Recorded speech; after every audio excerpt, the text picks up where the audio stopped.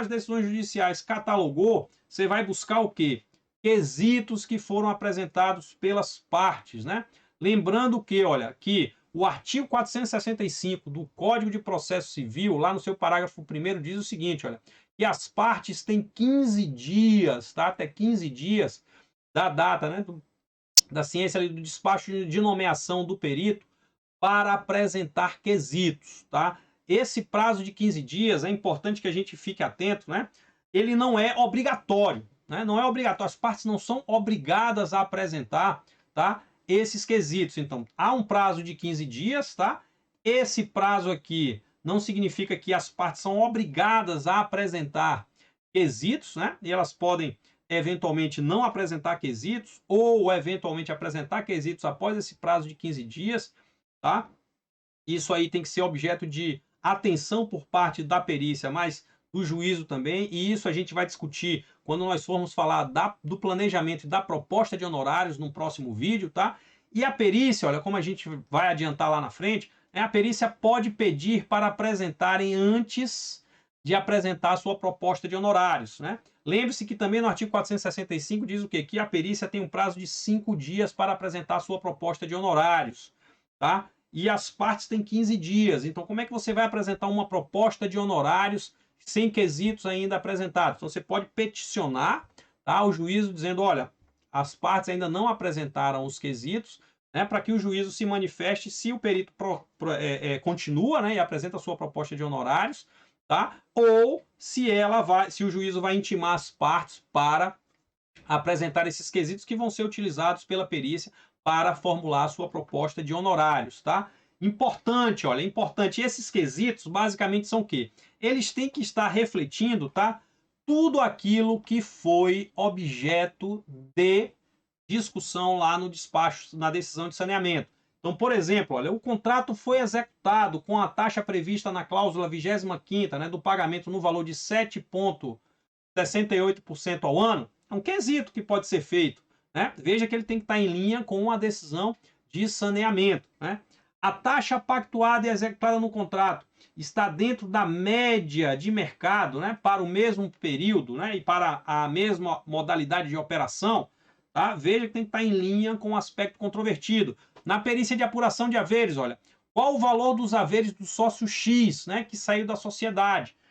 Nesse valor está contemplado o cálculo do fundo de comércio, tá? Veja que os quesitos, né, ele tem que estar ali espelhado com aquilo que foi definido como fato controvertido no despacho, na decisão saneadora do processo, na decisão de nomeação do perito ou da perita, né? Então fica atento a isso para essa questão dos quesitos. São importantes principalmente para planejamento dos trabalhos, que a gente vai tratar disso em outro vídeo, quando a gente for falar especificamente da proposta de honorários. A gente está falando aqui agora basicamente de quê, professor?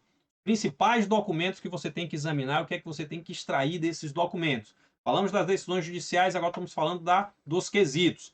Depois de você examinar os quesitos, o que é que você tem que fazer ainda? O que é que a gente orienta? Busca as petições que estão no processo, né? Basicamente, a gente tem o quê?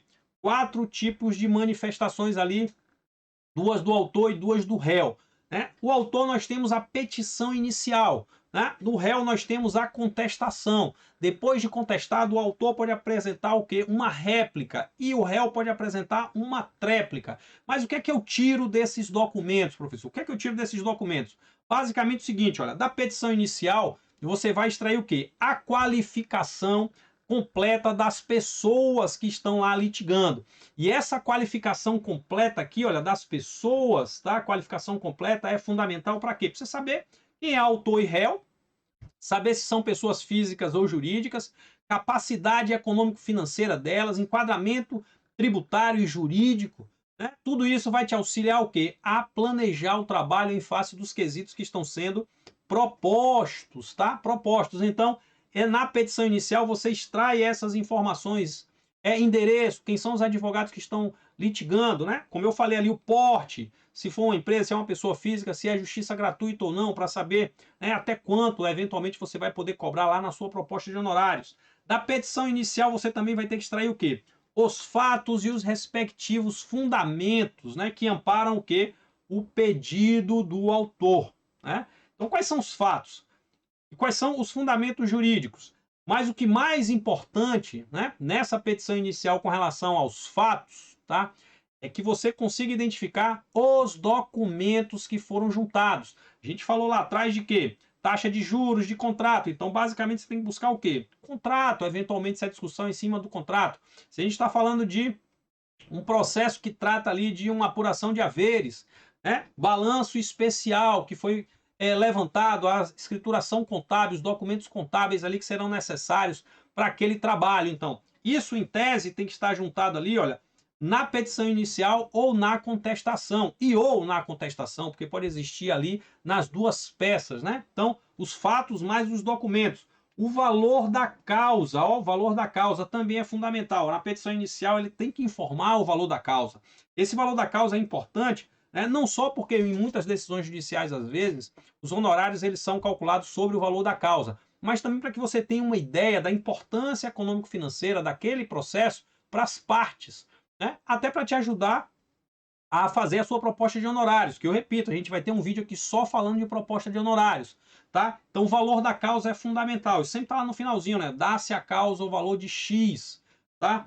Essa questão aqui da petição inicial, olha, não se encerra por aí, porque depois de apresentada a petição inicial, a parte, o réu, ele é intimado, ele é cientificado ali, ele é citado e ele vai apresentar a sua contestação. Na contestação, você vai fazer o quê? Você vai confirmar, né, fazer a confirmação da qualificação completa das pessoas que estão litigando. Você confirma aquilo ali na contestação. Na contestação, você tira ali os fatos e os respectivos fundamentos. Olha, lembra que na petição inicial são os fatos e os fundamentos que amparam o pedido do autor, né? Na contestação, você vai buscar o quê? Aquilo que refuta ou não o pedido que está sendo feito contra o réu. Por quê? Porque na contestação exatamente é esse o papel, contestar aquilo que está sendo apresentado lá na petição inicial, tá? Da mesma forma, olha, na contestação você vai poder verificar se há algum tipo de incorreção no valor da causa, né? Então, na contestação, isso pode ser objeto de discussão, tá? Depois de apresentada a contestação, existe ainda o quê? A possibilidade da apresentação da réplica e da tréplica. Como eu falei, o autor pode se manifestar sobre a contestação e depois o réu vai se manifestar sobre a manifestação do autor, tá? Então fica com a gente aí até o final, por quê? Porque como eu falei, olha, no link da descrição desse vídeo, a gente tem o quê?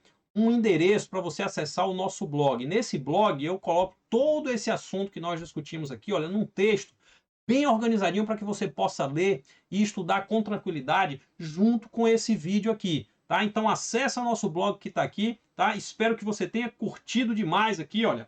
E para finalizar, se você não está inscrito no nosso canal, se inscreva, deixa o seu like, da sua curtida, compartilha esse vídeo e fica esperando aí, olha, que tem um próximo vídeo aí tratando sobre assuntos relacionados à perícia, principalmente sobre honorários periciais.